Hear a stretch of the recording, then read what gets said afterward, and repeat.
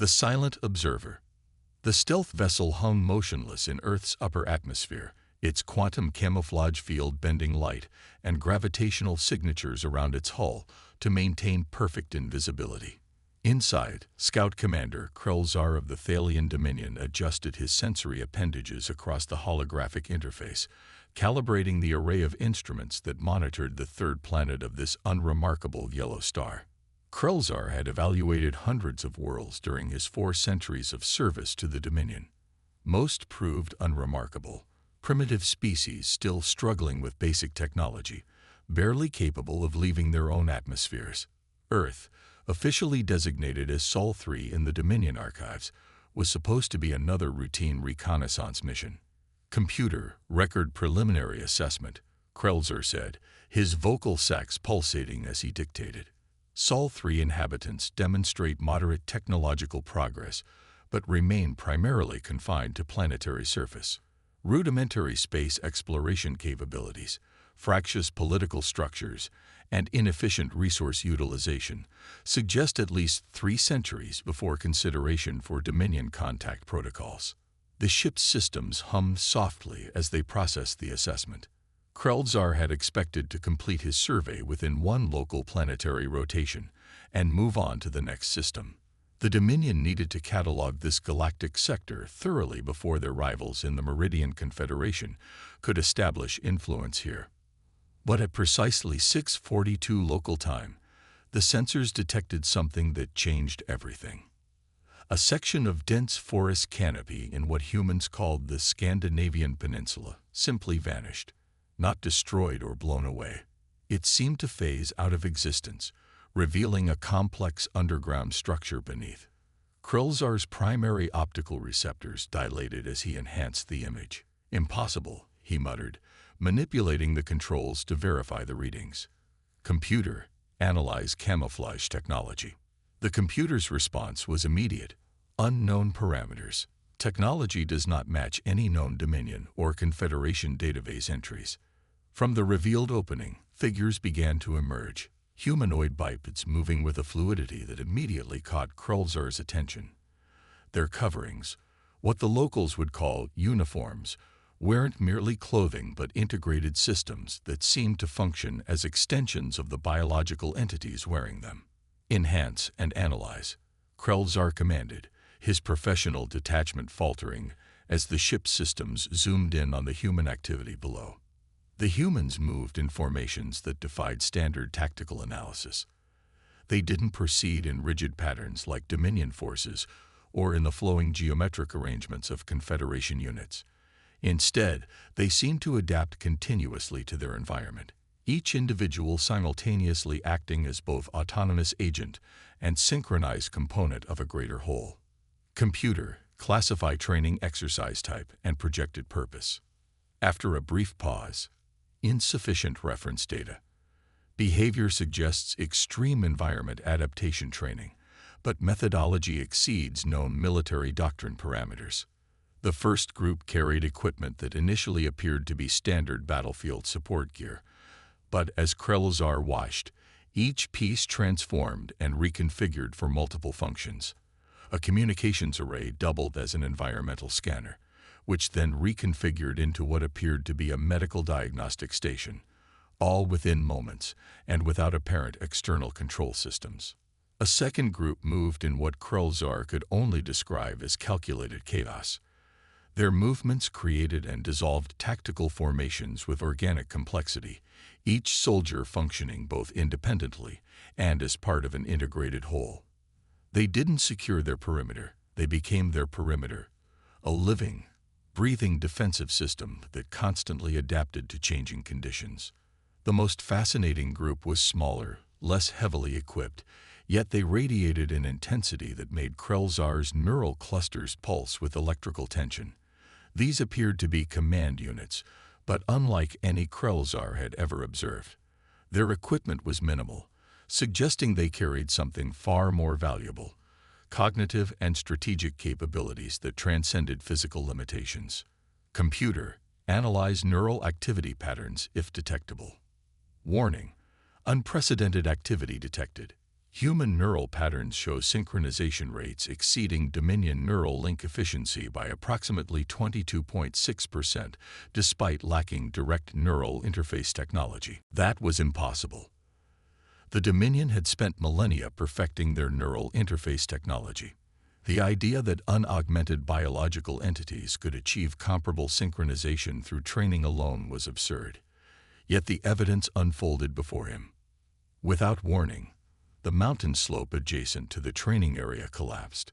15,000 tons of rock and soil cascaded toward the human unit, an apparent deliberate triggering of a landslide as part of their exercise.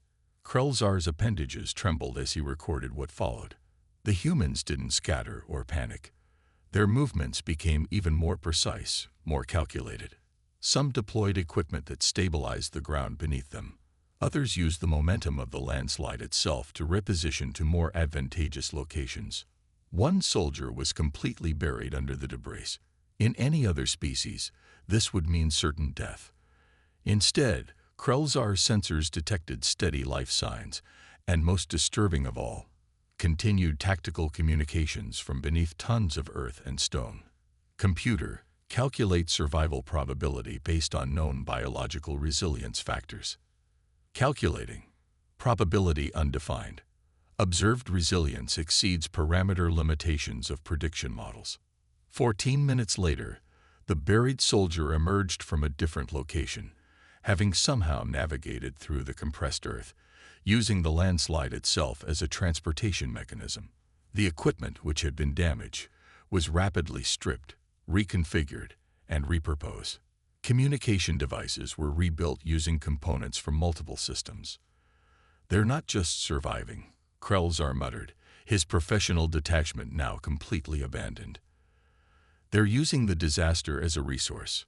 Over the next 12 hours, Krelzar observed as the human unit was subjected to what appeared to be a systematically escalating series of challenges: sleep deprivation, extreme temperature fluctuations, sensory bombardment, simulated equipment failures, resource scarcity.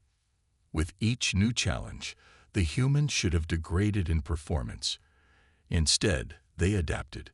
Their problem-solving capabilities didn't just maintain, they improved. Their coordination became more efficient, not less. Their innovation accelerated rather than diminished. When faced with a simulated communication breakdown, they developed an entirely new communication system using micro-movements and environmental manipulation that was nearly impossible for Krelzar's advanced systems to detect, much less decode. When their primary equipment failed, they didn't retreat. They transformed their environment into tools and weapons with a creativity that suggested their true advantage wasn't technology but imagination. Most terrifying of all was their response to psychological pressure. Where most species would break, these humans seemed to forge their consciousness into something stronger, more focused, more dangerous. Their neural patterns showed evidence of real-time adaptation, creating new pathways that transformed stress into computational advantage. As night fell, the humans entered a state that should have been rest.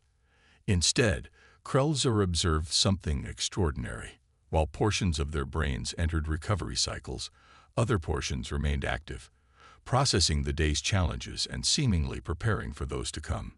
Even in sleep, they were evolving. Krelzar's mandibles clicked nervously as he considered his options. Dominion protocol was clear. Upon discovering unexpected technological capabilities, scouts were to withdraw immediately and report findings. But something about these humans demanded further observation. "Computer," Krelzar finally said, "extend surveillance period by 48 hours. Divert additional power to sensory arrays and enhance stealth protocols. Whatever these humans are doing, I need more data." Warning: protocol violation detected. Recommend immediate withdrawal and report submission. Krelzar's appendages waved dismissively. Override protocol. Authorization Krelzar Prime 7842. These aren't just soldiers training. There's something new, something I've never seen before. And I need to understand what. As dawn broke over the human facility, Krelzar settled in for what would become the most consequential observation mission of his long career. Whatever these humans were preparing for, he couldn't shake the feeling that the galaxy itself might not be ready for the answer. He awakening. Dawn broke over the forest as Krelazar entered his second day of observation. Standard protocol had been abandoned hours ago. This wasn't just about cataloging another primitive species anymore. Something extraordinary was happening on Earth, and the Thalian Dominion needed to know exactly what. The training facility had transformed overnight. What had previously appeared to be a simple clearing now revealed layers of complexity. Underground chambers, concealed equipment caches, and environmental manipulation systems far beyond what Krelazar's initial scans had detected. Computer, reanalyze technological capability assessment for Sol 3, Krelazar ordered, his eyes never leaving the monitoring display. Analysis incomplete. Observed technology exhibits inconsistent development patterns. Spaceflight capabilities remain primitive, while certain ground-based technologies exceed Dominion theoretical models. That was the puzzle that kept Krelazar's attention fixed on this otherwise unremarkable planet. Humanity's development wasn't following any known evolutionary pattern. Their space technology remained crude, chemical rockets and primitive orbital stations, yet some of their ground-based capabilities defied explanation. The morning's exercise began with what appeared to be a simulated electromagnetic pulse attack. All electronic equipment in the training area went dead simultaneously. In most military units, this would trigger standard contingency protocols. Regroup, establish manual communication lines, deploy backup systems. The humans did none of this. Instead, they immediately shifted to what Krelazar could only describe as a different operational mode entirely. Their movements changed, becoming more fluid, more primal. They weren't falling back to contingency plans. They were activating a completely different set of capabilities. Computer, analyze adaptation time. Adaptation time. 2.3 seconds from electronic failure to alternate operational mode. Note: no evidence of prior communication or contingency signals detected. That was impossible. Even with neural links, Dominion soldiers required at least 30 seconds to shift tactical paradigms. These humans had done it in the time it took to draw a breath. What followed was even more disturbing. The humans began utilizing the natural environment in ways that shouldn't have been possible without technology. They located water sources hidden deep underground. They identified edible plants with perfect accuracy. They established a defensive perimeter using only natural materials that nonetheless defeated the stealth capabilities of drones that were sent to test them. They're not just falling back to primitive methods, Krelazar muttered. They're using methods that appear primitive but function at an advanced level.